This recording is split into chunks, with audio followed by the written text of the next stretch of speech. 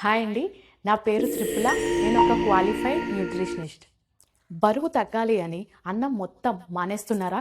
రోజంతా ఎక్సర్సైజ్ చేస్తున్నా ఒంట్లో శక్తి లేనట్టు, నీరసంగా అనిపిస్తుందా? రాత్రి హాయిగా పడుకున్నా సరే ఉదయం లేవాలంటే చాలా బద్ధకంగా అనిపిస్తుందా? ఈ ప్రశ్నల్లో దేనికైనా మీ సమాధానం అవును అని అయితే మీ ఆలోచన విధానంలోని ఒక చిన్న పొరపాటు జరుగుతుందని మనం అర్థం చేసుకోవాలి. మీరు బరువు తగ్గడానికి మానేస్తున్న ఆహారం కాదు సమస్య. మీ ఆహారంలో లోపిస్తున్న ఒకే ఒక పోషకం ఈ పరిస్థితికి ముఖ్య కారణం కావచ్చు. అదే ప్రోటీన్. చాలామంది అనుకుంటారు ప్రోటీన్ అంటే కేవలం జిమ్కి వెళ్ళి మజిల్స్ పెంచే వాళ్ళకి మాత్రమే అవసరమని. కానీ కేవలం అది ఒక అపోహ మాత్రమే. మీ జుట్టు నుండి కాలి గోటి వరకు మీ శరీరంలో ప్రతి సెల్ కరెక్ట్గా పనిచేయాలి అంటే ప్రోటీన్ అనేది చాలా అవసరం. ఈరోజు మనం తెలుసుకోబోతుంది సరైన మోతాదులో ప్రోటీన్ తీసుకోవడం వల్ల మీ జీవితం ఎంత అద్భుతంగా మారిపోతుందో దాని గురించి చూద్దాం. సులభంగా బరువు తగ్గడం నుంచి రోజంతా యాక్టివ్గా ఉండే వరకు ప్రోటీన్ చేసే మ్యాజిక్ గురించి ఈరోజు వివరంగా చర్చిద్దాం. ఈ వీడియోను చివరి వరకు చూడండి, ఎందుకంటే మీ ఆరోగ్యం గురించి మీరు తెలుసుకోవలసిన అత్యంత ముఖ్యమైన విషయాలలో ఇది ఖచ్చితంగా ఒకటి. మనం రోజు తినే భోజనాన్ని ఒక్కసారి గుర్తు చేసుకుందాం. ఉదయం ఇడ్లీ లేదా దోశ, మధ్యాహ్నం అన్నం పప్పు, రాత్రికి మళ్ళీ అన్నం లేదా చపాతీ. గమనించారా? మన ప్లేట్లో చాలా వరకు కార్బోహైడ్రేట్స్తోనే నిండి ఉంటుంది. ఇండియాలో జరిగిన ఒక సర్వేలో ఆసక్తికరమైన ఒక విషయం బయటపడింది. పట్టణ ప్రాంతాల్లో నివసించే చాలామంది భారతీయుల ఆహారంలో ప్రోటీన్ లోపం ఉందని, ఇంకా ఆశ్చర్యకరమైన విషయం ఏంటి అంటే వారిలో చాలామందికి అసలు రోజులో ఎంత ప్రోటీన్ అవసరమో తెలియదని ఆ సర్వే అంచనా వేసింది. మనం పప్పు తింటాం కదా, అందులో ప్రోటీన్ ఉంటుంది కదా అని అంటారా? ఉంటుంది, కానీ అది మన శరీరానికి సరిపోతుందా? చాలా సందర్భాల్లో సరిపోదు. ఈ ప్రోటీన్ లోపం మనకి తెలియకుండానే మన ఆరోగ్యాన్ని దెబ్బతీస్తుంది. ఎప్పుడు అలసటగా అనిపించడం, కొంచెం పని చేసినా నీరసించిపోవడం, జుట్టు బాగా రాలిపోవడం, గోర్లు విరిగిపోవడం, తరచుగా జలుబు, జ్వరం వంటి ఇన్ఫెక్షన్ల బారిన ఎక్కువగా పడడం, ఇవన్నీ ప్రోటీన్ లోపం యొక్క లక్షణాలు కావచ్చు. అయితే ఈ లక్షణాలు వేరే ఆరోగ్య సమస్యల వల్ల కూడా కావచ్చు, కానీ ప్రోటీన్ లోపం కూడా ఒక ముఖ్య కారణం అయ్యే అవకాశం ఉంటుంది. ఈ లక్షణాలు మీలో కనిపిస్తున్నాయా? అయితే మీరు ఈ విషయాన్ని మరింత శ్రద్ధగా గమనించాలి. అసలు ఈ ప్రోటీన్ అంటే ఏమిటి? దానిని మన శరీరానికి బిల్డింగ్ బ్లాక్ అని ఎందుకు పిలుస్తారు? ఒక బిల్డింగ్ కట్టడానికి ఇటుకలు అనేవి ఎంత ముఖ్యమో మన శరీరాన్ని నిర్మించడానికి, రిపేర్ చేయడానికి ప్రోటీన్ అనేది అంత ముఖ్యం.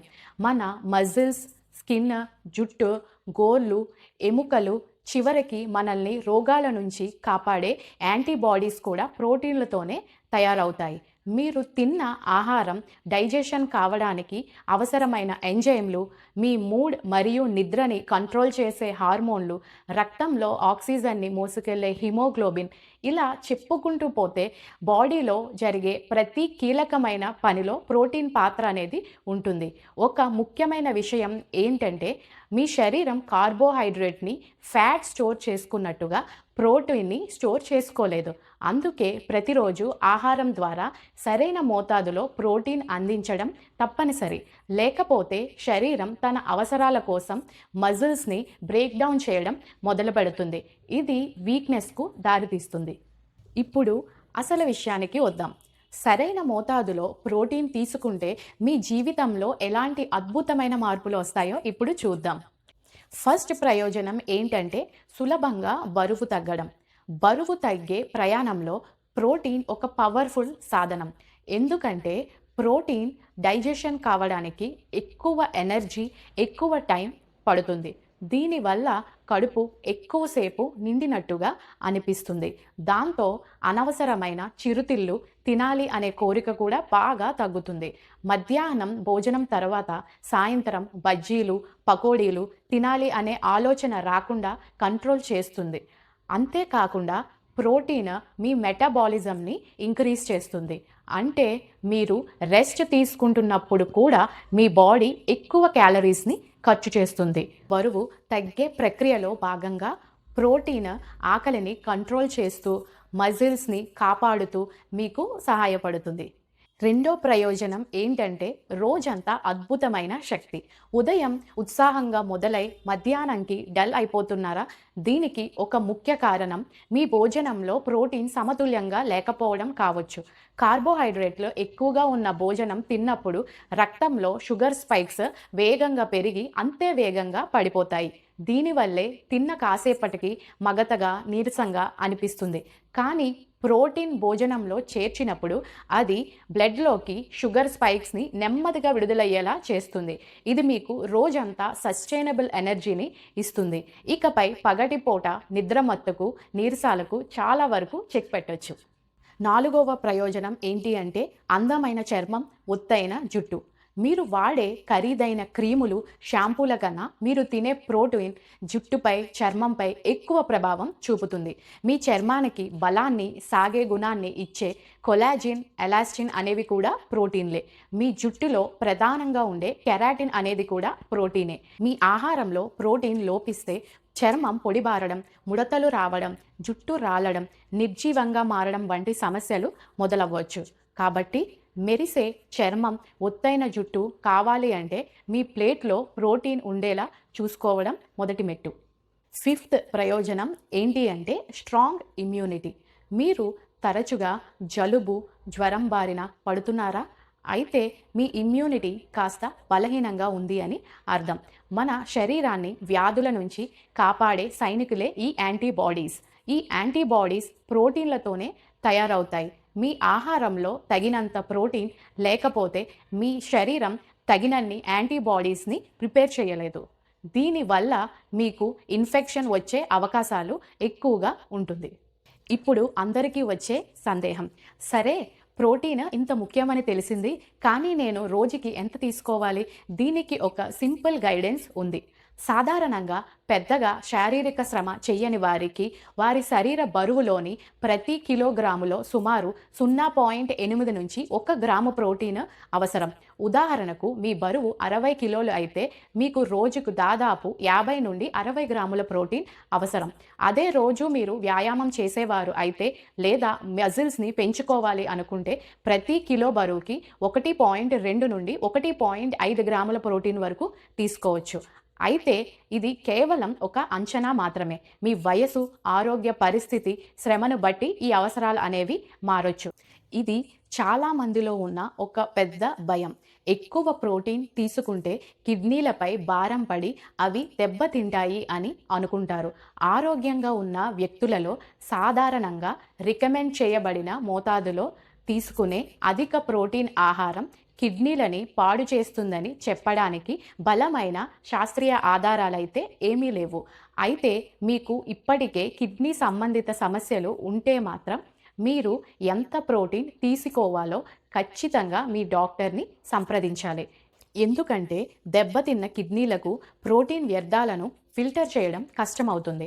ఆరోగ్యంగా ఉన్నవారు కూడా అతిగా ప్రోటీన్ తీసుకుంటూ తగినంత నీళ్లు తాగకపోతే కిడ్నీలపై భారం పడే అవకాశం ఉంటుంది. కాబట్టి మోడరేషన్ అనేది చాలా ముఖ్యం. మన వంటగదిలో దొరికే బెస్ట్ ప్రోటీన్ ఆహారం ఏంటో చూద్దాం. ప్రోటీన్ అనగానే ఖరీదైన పౌడర్లు గుర్తుకు వస్తాయి, కానీ మన వంటగదిలోనే అద్భుతమైన ప్రోటీన్ వనరులు ఉన్నాయి. వెజిటేరియన్స్ కోసం ఇప్పుడు చూద్దాం. పప్పులు మరియు చిక్కుళ్ళు. ఒక కప్పు సుమారు 200 గ్రాములు ఉడికించిన కందిపప్పు లేదా శనగపప్పులో దాదాపు 8 నుండి 10 గ్రాముల ప్రోటీన్ ఉంటుంది. రాజ్మా, అలసందలు కూడా మంచివే. పన్నీర్, 100 గ్రాముల పన్నీర్లో సుమారు 18 నుండి 20 గ్రాముల ప్రోటీన్ లభిస్తుంది. పెరుగు, ఒక కప్పు గట్టి పెరుగులో 12 గ్రాముల ప్రోటీన్ ఉంటుంది. ఇది కడుపుకి మేలు చేసే ప్రోబయోటిక్స్ కూడా చాలా మంచిది. సోయా ప్రోడక్ట్స్, సోయా చంక్స్ లేదా మిల్ మేకర్ ప్రోటీన్కి పవర్ హౌస్. 100 గ్రాముల రా సోయా చంక్స్లో 50 గ్రాముల వరకు ప్రోటీన్ ఉంటుంది.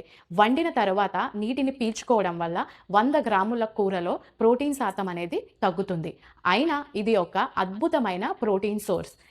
ఈ ఆహారాలను మీ రోజువారీ భోజనాల్లో ఎలా సులభంగా చేర్చుకోవాలో ఇప్పుడు చూద్దాం. బ్రేక్ఫాస్ట్ మామూలు ఇడ్లీ దోశలకు బదులుగా పెసరట్టుని ప్రయత్నించండి. పెసరపప్పులో ప్రోటీన్ అధికంగా ఉంటుంది. లేదా 2 ఉడికించిన గుడ్లు లేదా శనగపిండితో చేసిన చీల తినండి. మధ్యాహ్న భోజనం మీ ప్లేట్లో అన్నం కొంచెం తగ్గించి దాని స్థానంలో ఒక పెద్ద కప్పు పప్పు, రాజ్మా లేదా శనగల కూర ఉండేలా చూసుకోండి. దానితో పాటు ఒక కప్పు పెరుగు తప్పనిసరి.